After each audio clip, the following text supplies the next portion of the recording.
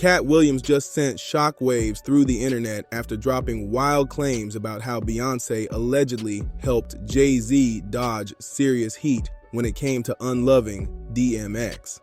He said DMX never bowed down to Jay, and that's exactly why Jay blackballed him. Jay couldn't pull the strings on X the way he did with others, and it drove him mad.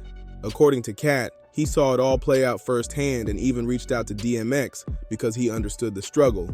He too was blackballed for refusing to play along with those bizarre industry games. Things really started crumbling for X once Jay slid into Def Jam, and Irv Gotti, Jay's old best friend, even confirmed that it wasn't some random downfall. He claims Jay deliberately worked behind the scenes to crush DMX's career until there was nothing left, leaving X fighting his demons with substances just to cope.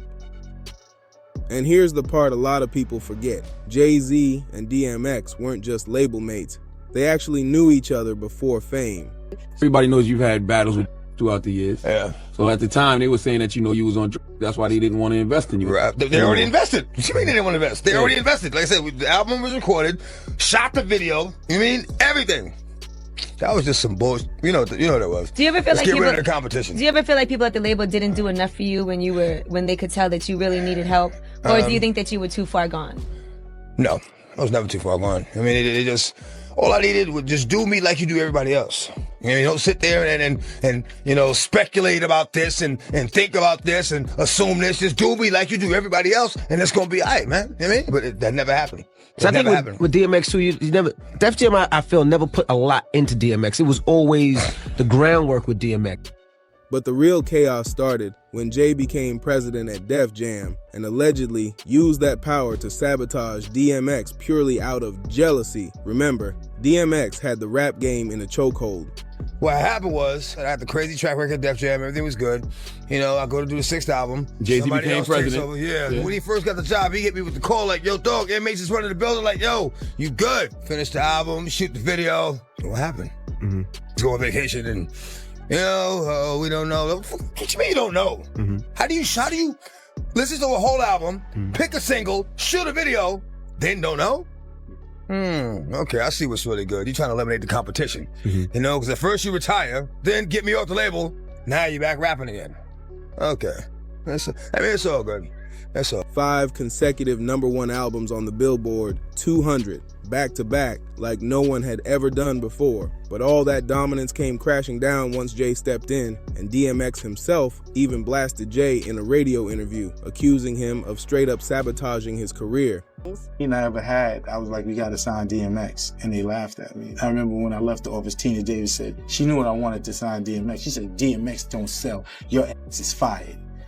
Jay and Dame did not believe in DMX. Jay would be like, you think he's better than me? And I'd be like, he's nice just like you. I said, if you look in the hood, there's less of like you and more like him. Yeah, but he don't want to live that. He's depressing, Gotti. And I said, I don't give a f. So Jay used to watch me grind with X, and he was off with the Hitman. And then something strange happened when I made Get At Me. And don't forget, Jay's ex-best friend Irv Gotti already put him on blast too. According to Irv, Jay was flat out jealous of DMX and even blocked a joint project that he, J. Rule, and X had lined up. Why? Because X outshined him on the track and Jay couldn't stomach it. X was with it, Ja was with it. Jay wasn't with it. I tried 2 times to make that album happen. X was with it, Ja was with it.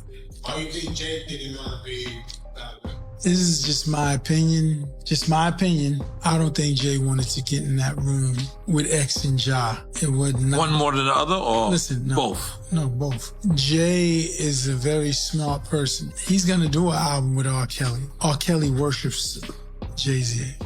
Worships him. And Kanye West. Kanye West worships Jay-Z. And Jay Electronica. They all worshipped him.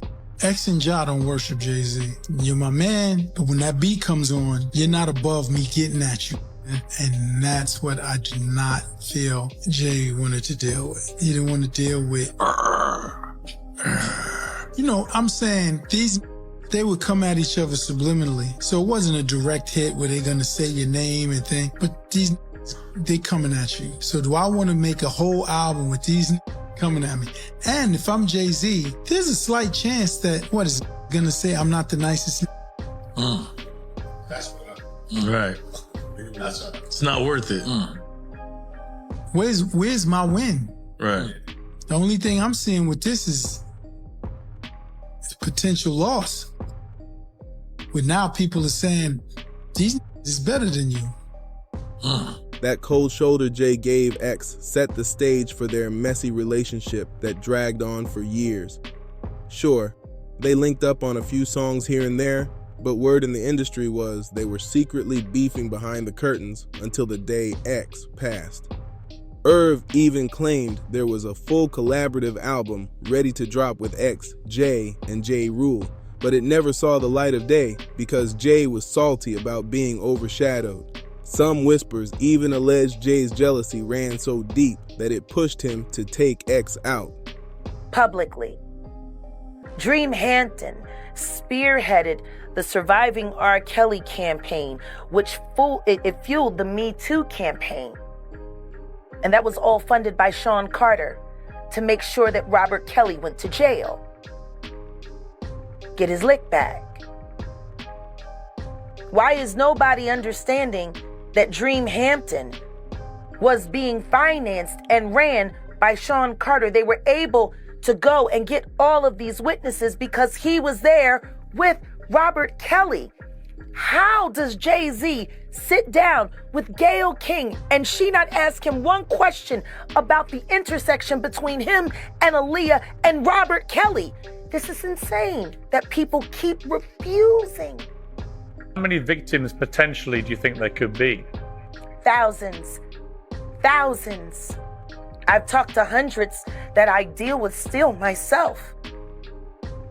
I have 3 victims right now who are willing to give testimony about not only what Mr. Carter has done to them, but his wife as well. They're a nasty little couple. They do nasty things. What do you think happened with Kim Keeping people against their will.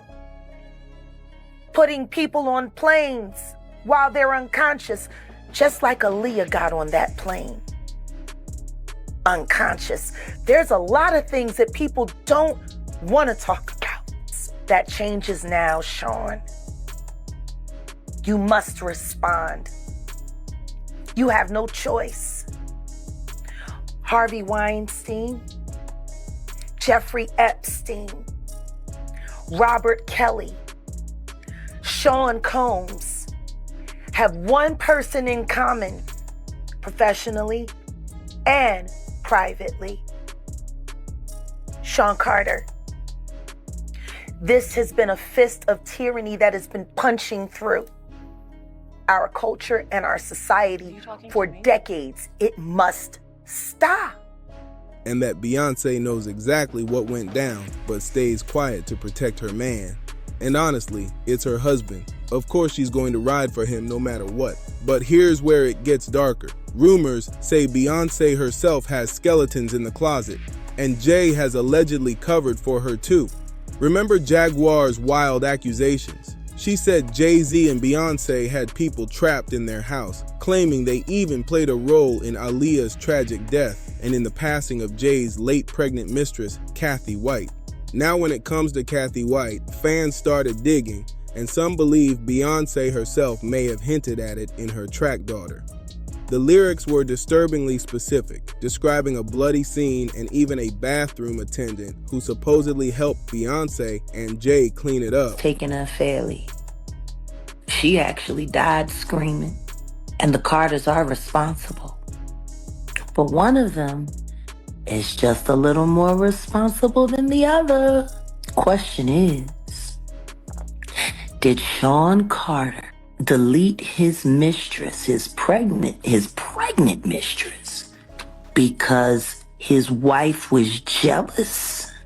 Or could it be possible that maybe his wife's temper is just a little worse than most people think? And maybe he just had to clean it up to protect the brand's sake. I mean, I'm just speculating. She's saying lines like, Your body laid out on these filthy floors. Your blood stains on my custom couture. Bathroom attendant let me right in. She was a big fan. I really tried to stay cool, but your arrogance disturbed my solitude. Now I ripped your dress and you're all black and blue. Look what you made me do. Those chilling words had people convinced she was confessing in plain sight. Officially, Kathy's death was ruled a brain aneurysm, but Jaguar claimed otherwise. She swore Jay and Beyoncé were behind it. According to her, Jay made the call because Beyoncé had already discovered the affair, and she was about to handle it herself if he didn't. That twisted rumor turned Kathy's passing into one of the darkest stories tied to the couple. And circling back to DMX, the tension with Jay was so loud that Jay eventually had to speak up. Matter is the money.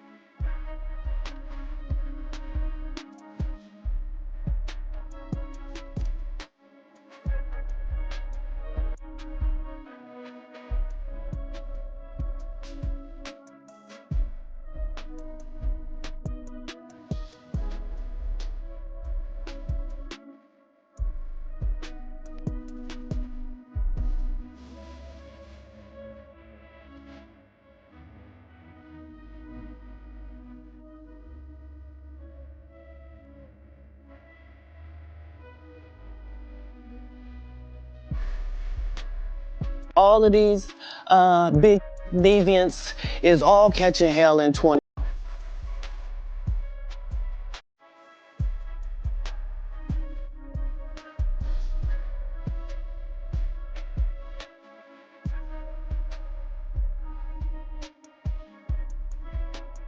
People want to know, well, why did he get blackballed? Yeah, because in 30.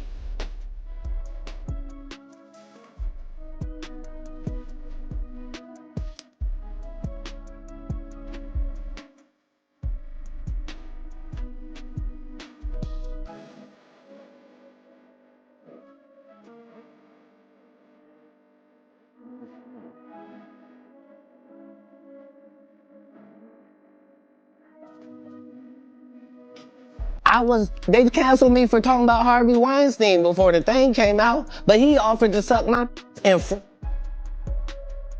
He publicly downplayed the feud, saying there was still love between them. But if you listen to Irv Gotti's side of the story, it didn't sound like love at all, more like cold-blooded rivalry. And word in the streets is Katt Williams also believes Jay had to make those moves to silence X. But here's where it gets even crazier. The so-called confessions don't just stop with Kathy White. Some fans believe Beyoncé has been slipping hints into her music for years, almost like she's daring people to connect the dots. And when you put those lyrics next to Jaguar's Accusations, the puzzle pieces start looking way too sharp to ignore.